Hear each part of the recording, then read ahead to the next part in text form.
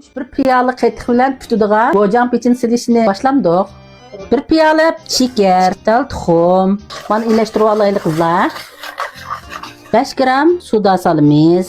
Sağan nasirimizni cho'qim shunda amda aralashtirib olamiz, jumi qizlar. 115 gram pishiq mayni quyib olamiz. Endi shundaq amda narsalarni ugutyapman. Yuraklarni aymay beringlar qizlar, jumi.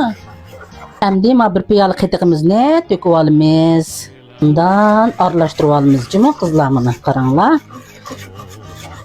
Kraxmandan 2 qo'shiq tayyorlab oldim. Bundan aralashtirib olamiz. Buni az-azdan silib qo'yamiz. Tuzni biza sevitimiz, jumi mana.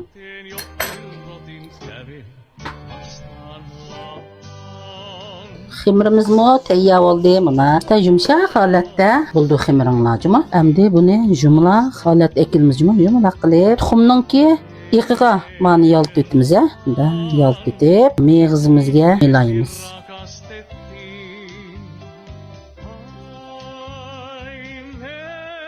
Duxovkaninki qizitish gradusi asti-ustun 180 gradus 15-20 minut pishadi.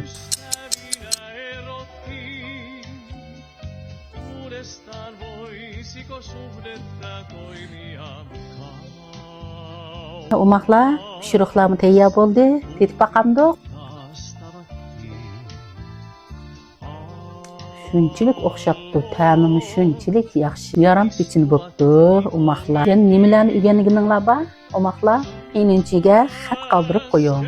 Yuraginglarni aymay beringlar.